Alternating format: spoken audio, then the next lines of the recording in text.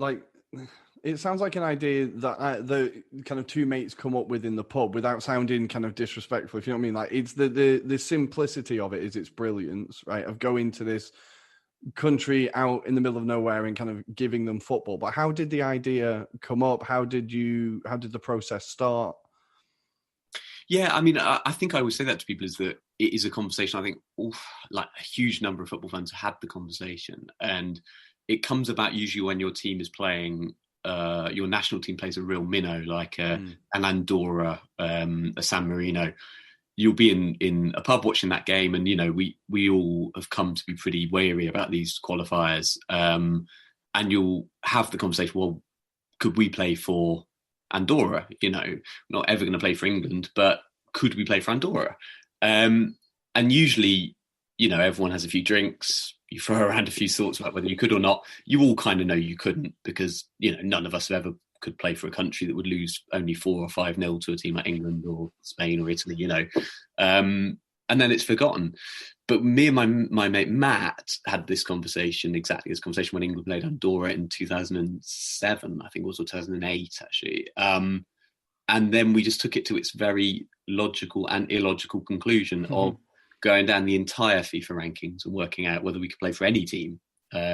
Because obviously, even though San Marino and in the past Andorra, we're going back quite a while now, were always towards the bottom of the world rankings because they couldn't play anyone, couldn't beat anyone because they were playing really high level teams.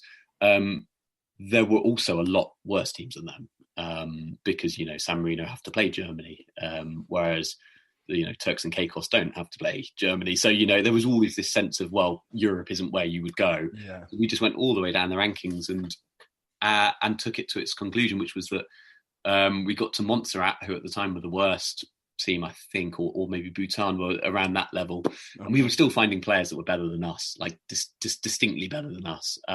Montserrat had, I think, a 40-year-old Rule Fox, ex-Spurs player still. Wow. That's a name I've not heard in a while. Eh? I think he might have been coaching by that point. But whichever way, we thought that in a weird world where me and Matt pitch up to Montserrat's training camp, we'll be found out pretty fast that we are much worse than these players. So we got there, and it was then that we found the non-FIFA rankings. We'd never heard of non-FIFA football. And that was the turning point, I think, which turned this thing, one of the turning points that turned this from a stupid pub idea to something that would dictate the next few years of our lives, I suppose. So how does it work? You get to the non-FIFA rankings and you keep digging and digging and digging. And if they're non-FIFA rankings, who is making them? Well, yeah, and that's the thing. At the time, non-FIFA football was a bit more of a mess than it is now. So it was very unclear who was making them. I mean, there was an organisation called the NF Board, the Nouvelle Fédération Board. It's kind of a group of Belgians and French guys, and they sort of had an organisation for non-FIFA teams, but it was all a bit keyboard warrior-ish. So these tables we were looking at back in 2009, 2008, they were kind of just someone had put it in Wikipedia.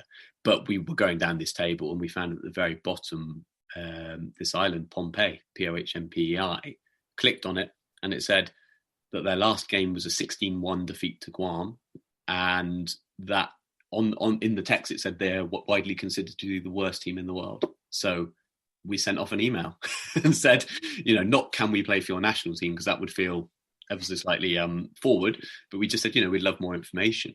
And then the president of their FA at the time replied, which was kind of not expected, and said, I've just moved to London, otherwise I'd love to help you. And that was the moment that changed the whole dynamic, because he had moved from 9,000 miles away on this island to Walthamstow, which was about 3 miles away from us. And we met this guy, Charles Musana, for a curry, and said, basically said very gently, could we play for this team? And he said, no, you can't. It stopped existing. They kind of gave up a lot on football recently, but if someone would go back and start coaching it, then that would be great. And I think it was a rhetorical. I don't think he thought we would, but actually it took more of a shape, because we were like, well, actually, were we really going to travel the length of the world to play a game? It's kind of not. That's too much. But to coach a team seemed a bit more worthy. It seemed like more of a life plan. So the big question is the alcohol rate in your blood. So it starts from a pub, and of course we've all had that conversation. That player is so bad, I could play in that team. So at this point, when you open up the map of, because that's what I had to do too, Guam and Pompeii, at that moment, I'm assuming you had recovered from the night out, you were clear-minded, you were sober. Were you actually believing that somebody would respond to your email and that you would set off to Micronesia on a plane? No, and I never expected anyone to reply to the email. And then there were many stages throughout this process that I thought the idea was just pushed aside, and we thought, well, that's done now. But the fact it bounced back was because, I had a job I wasn't particularly enjoying. I had very definitively realised I was not going to be a footballer in this country, but I still loved football and was slightly slipping between the cracks where I didn't really want to play Sunday league football and get, kicked to pieces every week on a muddy field. It just wasn't quite me. But I also wasn't good enough to play at a proper level. So I was kind of a bit stuck. And then this moment when we met Charles, who said, I've tried to help develop football there for 20 years. Would someone go out and do it? Well, I was like, well, at the age of 25, job you don't like, it's not, it didn't feel like a massive step at that point. Yeah, well, if you've not got like many reasons to stay, or if there's not a job holding you back, then why not? That's what your 20s are for, right? I think, to go out and explore and have adventures and stuff. But so let's move forward to the actual. So first, for one, how do you get to Pompeii, right? How do you get there? And then when you get there, what were your first impressions of the island, the people, the lifestyle? How big a culture shock was it? So you're getting there, it's 25 hours of flying, about 36 hours door to door. So you go, in those days we went London, Dubai, Manila, Guam, Chuk, Pompeii. So it was a big old journey, it's a big thing. And we went first off with Charles Musana.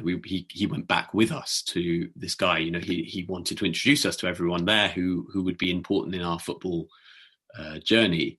And you first get there, it's the third, I don't know, it's in the most wet places on earth, so it rains just huge amounts. It's also very hot all the time, so it's this like tropical, very, very green island, which in some ways is really, it's like paradise. There are aspects that are incredible and beautiful. From football terms, it's completely unworkable. We got there and the pitch is flooded, as it almost always was, to the point where a ball couldn't bounce at any time. And the pitch is a toad habitat, so there's toads hopping everywhere, and there's only one goal net. And so, you get there and you immediately are like, okay, these things you look at on Wikipedia and think, how bad can it be? Yeah, they can be quite difficult to overcome. So how do you overcome that kind of, like, when you get there and there's one goal and the field is unplayable, what's your first step of, like, who do you call? Or is it just, right, we need to make goalposts ourselves? Like, what's the... I think that kind of aspect wasn't the major consideration. So the first time we were thinking, look, is there the interest here? Are there players? Because there's no point just going out there and doing this for your own benefit. I mean, yeah. And eventually there were at first maybe 10, 15 players that would come down regularly and play.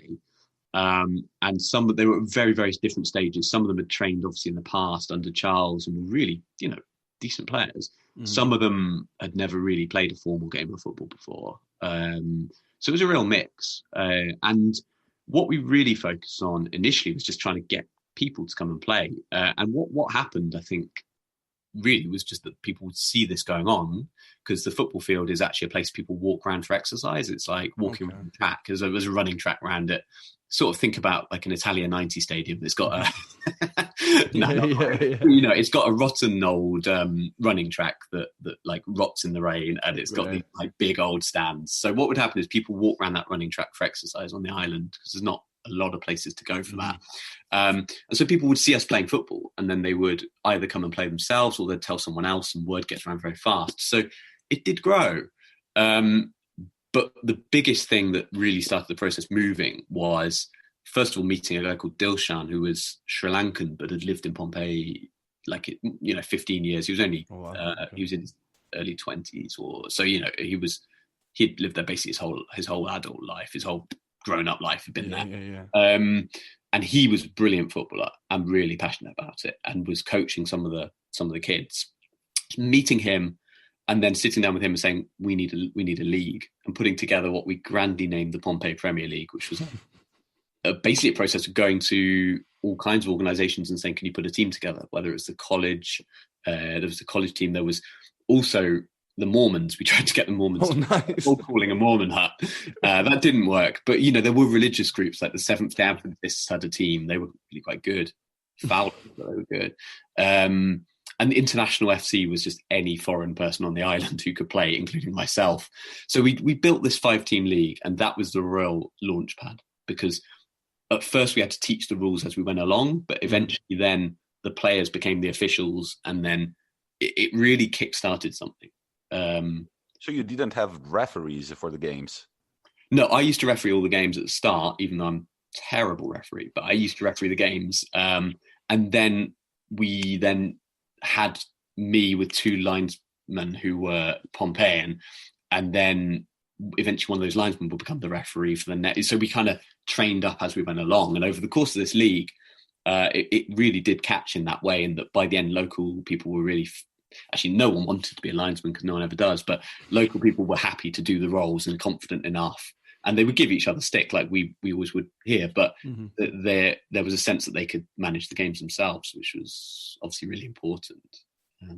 The only thing was, we had to learn this the hard way. Everyone is always late for everything. So you set a kickoff time for 6:00, both teams will turn up at 7. So nice. But that kind of sounds similar to being in Italy, so I think that's not just a Pompeian thing. We took a stage beyond even it, in that then we would set the kickoff time an hour earlier than we actually wanted them, and they catch on to that, so they started coming 2 hours late, and it just became this arms race. But so there was all these learning things, but basically this league set up, and it did just catch it just grew and grew and grew, really. So ultimately, without spoiling anything for anybody who would like to read the book, I repeat the title. It's Up Pompey, a quest to reclaim the soul of football by leading the world's ultimate underdogs to glory. So it comes apart in the book where you kind of realize that the players need an ultimate motivation, right? They need to get out of their island and try to play international football, maybe. So how did that work, taking this team outside of the island for the first time, maybe for many of them in their life? It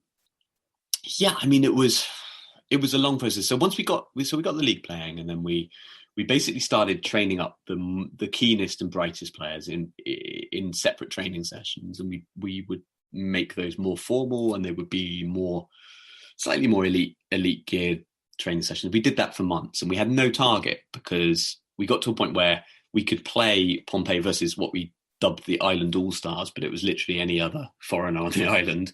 And they weren't getting any challenge anymore. So we needed a target.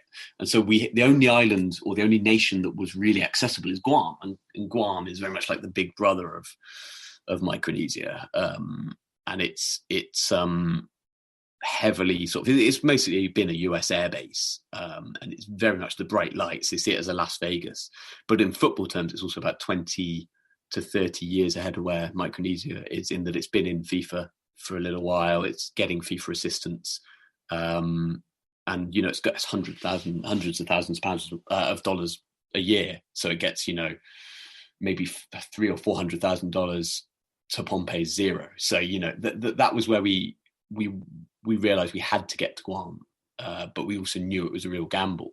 And so we basically, I think we pretty much cold called the Guam FA and said, look, Pompey's got a team again, we want to come and play. And they were actually very responsive and really welcoming, and said, you can come and play. Here are 3 of our club teams and a youth national team, and come and play, and stay with us. So that was kind of amazing. We just had to get the money from sponsors, and that was pretty tricky. Nice. What sponsors were you able to get in the end? Like businesses? We got absolutely none in the end. The thing that turned it was a guy called Larry Coyne, who's actually a friend of Matt's family, runs a cargo airline. He just loved this story so much. He was just like, well, if it's only that, I'll do it. This was after months of trying, months of emailing, cold calling, everything we could think of. And to be fair, we also had to do like loads of on-island fundraising for the other bits. So we did like